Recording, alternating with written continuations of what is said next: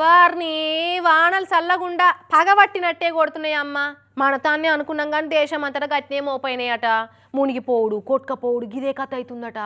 అయితే వానలు జరంత గెరివియంగానే వరద ప్రభావిత ప్రాంతాలలో పర్యటించేందుకు లీడర్లు పోతుంటారు కదా. ఈ గట్నే పంజాబ్లో వరదల పరిస్థితిని చూసి వరద బాధితులను పరామర్శిద్దామని బయలుదేరిర్రట ముగ్గురు ఆపు సర్కార్ మంత్రులు. మరి అట్లా పోయినప్పుడు ఏం మాట్లాడుకోవాలి? మామూలుగా అయితే ఎంత వరద వచ్చింది, ఎంత నష్టం వచ్చింది, ఎట్లా సాయం చేపియాలనో మాట్లాడుకోవాలి కదా. కానీ ముగ్గురు మంత్రులు ఏ ముచ్చట్లు పెట్టిరో చూడుర్రీ.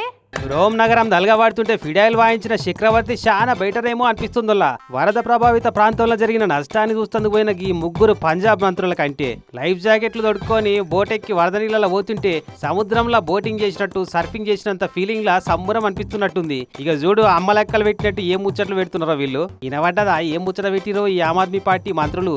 నేను ఈ నడుమ స్వీడన్ పోయినుంటి మొత్తం ఒక రోజంతా క్రూయిజ్ షిప్ మీద మస్తు ఎంజాయ్ చేసిన బాయ్. మళ్ళీసారి పోతే బాగుండు అనిపిస్తుంది అని హర్భజన్ సింగ్ అనే మంత్రి గారు మాట్లాడంగానే వెంటనే ఎదురుగా కూర్చున్న బరీందర్ కుమార్ గోయల్ అనే ఇంకో మంత్రి గారికి గోవా ట్రిప్ గుర్తొచ్చింది. గోవా సముద్రంలో బోటింగ్ ముచ్చట, బీచ్ లో బీటింగ్ ముచ్చట అంతా షేరింగ్ చేసుకుంటూ తోటి మంత్రులతోటి. చూడుర్రి ఎంత డెడికేషన్ ఈ ముగ్గురు మంత్రులది. ఈ వీడియో తీసిన లెవెల్లో కానీ సోషల్ మీడియాలో పెడితే వీళ్ళ విలాసాల ముచ్చట్లు మస్తు వైరల్ అవుతున్నాయి. అసలు వీళ్ళు మంత్రులైంది ప్రజాసేవ చేస్తందుక, స్వీడన్లు స్విట్జర్లాండ్లు గోవాల ట్రిప్పులు వేసి ఎంజాయ్ చేస్తందుక?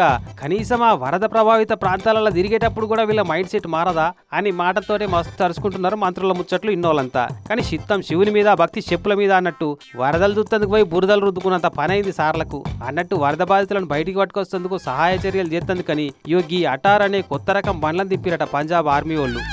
ఇటు భూమి మీద అటు వరద నీళ్ళలో దూసుకపోతుంది మంచిగా. గిసొంటి 10-20 గల్ల బండ్లు తెచ్చిపెట్టుకుంటే బాగుండు మనోళ్ళు కూడా. ఘటన ఏమన్నా వరదలు వస్తే మంచిగా పనికొస్తుండే.